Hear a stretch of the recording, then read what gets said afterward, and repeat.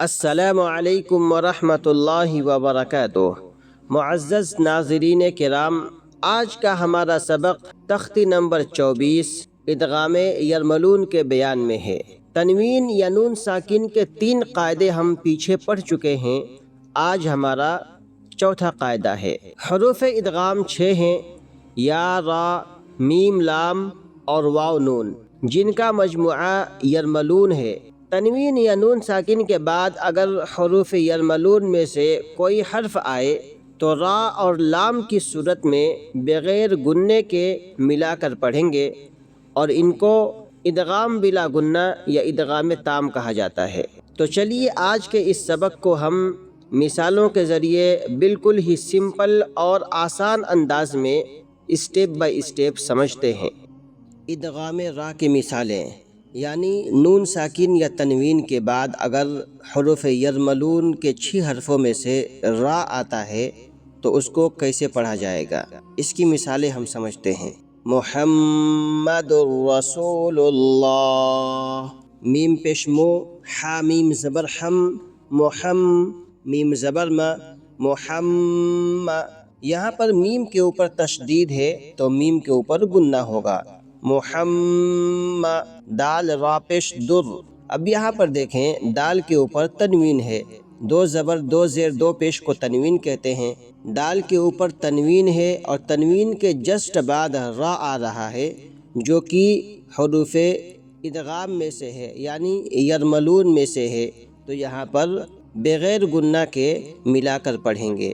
میم پیش مو، حا میم زبر حم، محم، میم زبر ما، محمد۔ دال را پیش در، محمد۔ را زبر را، را کے اوپر زبر یا پیش ہو تو را کو پر پڑھتے ہیں، موٹا پڑھتے ہیں۔ سین واو پیش سو، واو ساکن سے پہلے پیش ہے، واو مدہ ہوگا، اس کو کھینچ کر پڑھیں گے، محمد الرسول۔ لام لام پیش لل، لام کھڑا زبر لا، اللہ کے لام سے پہلے اگر زبر یا پیش ہو تو اللہ کا لام موٹا ہوتا ہے، تو یہاں پر لام کے اوپر پیش ہے، یہاں پر اللہ کے لام کو موٹا پڑھیں گے۔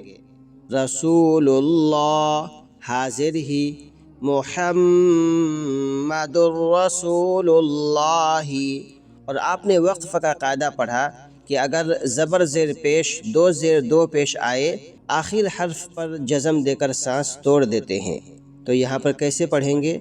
محمد الرسول اللہ، من ربک، میم را زیر مر، را با زبر رب، با زیر بھی، کاف زبر کا، من ربک۔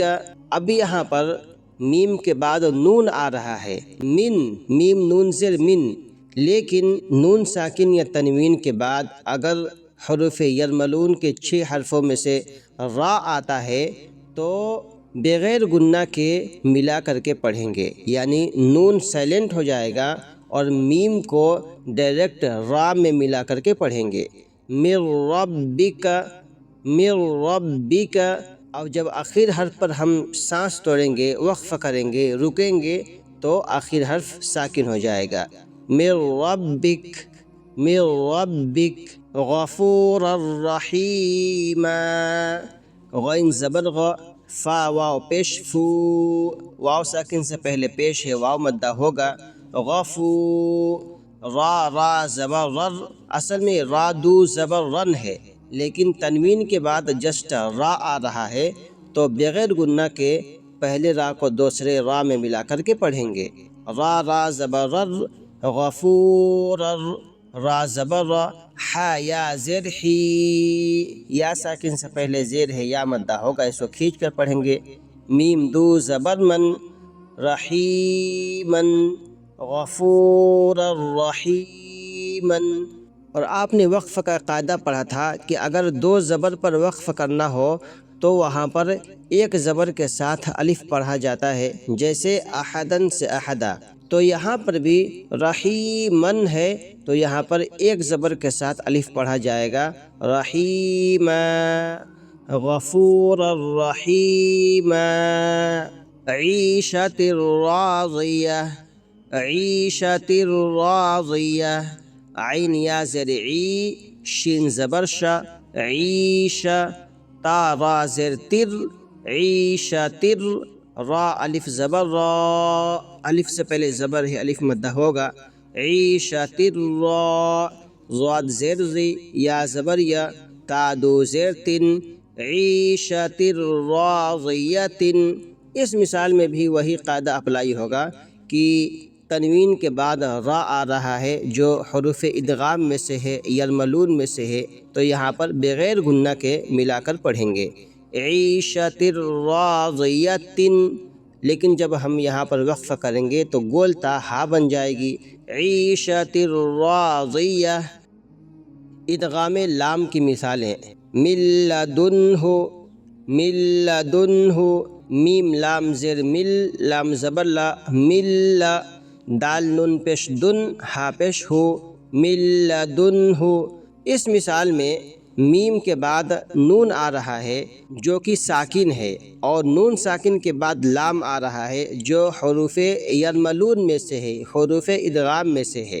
اور آپ نے قاعدہ پڑھا ہے کہ اگر نون ساکن یا تنوین کے بعد حروف یرملون میں سے لام آئے تو وہاں پر بغیر غنہ کے ملا کر پڑھیں گے، من لدنہ، من لدنہ، کل لہ، کاف لام پیش کل، لام لام پیش لل، کل، لام زبر لا، ہا الٹا پیش ہو، کل لہ۔ یہ الٹا پیش واو مدہ کے قائم مقام ہوتا ہے، کل لہ۔ یہاں پر بھی وہی قاعدہ اپلائی ہوگا کہ تنوین کے بعد لام آ رہا ہے جو کہ حروف یرملون میں سے ہے، بغیر غنہ کے ملا کر پڑھیں گے، کل لہ، یا کل لہ، یا زبر یا، کاف لام پیش کل، یا کل، لام زبر لا، ہا الٹا پیش ہو، یا کل لہ۔ یہاں پر بھی کاف کے بعد نون ساکن ہے، نون ساکن کے بعد حروف یرملون میں سے لام آ رہا ہے تو نون کو حذف کر دیں گے اور کاف کو ڈائریکٹ لام میں ملا کر کے پڑھیں گے بغیر غنہ کے، یَقُلْ لَهُ رِزْقًا لَكُمْ، رِزْقًا لَكُمْ، را زاز رز، قاف لام زبر قل، رزقا، لام زبر لا، کاف میم پیش کم، رزقا لکم۔ یہاں پر بھی وہی قاعدہ اپلائی ہوگا کہ قاف کے اوپر تنوین ہے اور تنوین کے بعد حروف یرملون میں سے لام آ رہا ہے تو بغیر غنہ کے ملا کر کے پڑھیں گے، رزقا لکم۔ اصل میں یہ ہے رزقا لکم، لیکن آگے لام ہے جو حروف یرملون میں سے ہے، حروف ادغام میں سے ہے، تو یہاں پر قاف کو ڈائریکٹ لام میں ملا کر کے پڑھیں گے، رزقا لکم، اف لکم، حمزہ فا پیش اف، فا لام زیر فل، اف، لام زبر لا، اف، کاف میم پیش کم، اف لکم، اف لکم۔ یہاں پر بھی وہی قاعدہ اپلائی ہوگا، من لبن، من لبن، میم لام زیر مل، لام زبر لا، با زبر با، من لبا، نون دو زیر نن، من لبن۔ یہاں پر بھی وہی قاعدہ اپلائی ہوگا کہ نون ساکن کے بعد حروف یرملون کے 6 حرفوں میں سے لام آ رہا ہے، اس لیے یہاں پر بغیر غنہ کے ملا کر پڑھیں گے اور اس کو ادغام بلا غنہ یا ادغام تام کہا جاتا ہے۔ دوستو، آج کا ہمارا سبق تختی نمبر 24 مکمل ہو گیا۔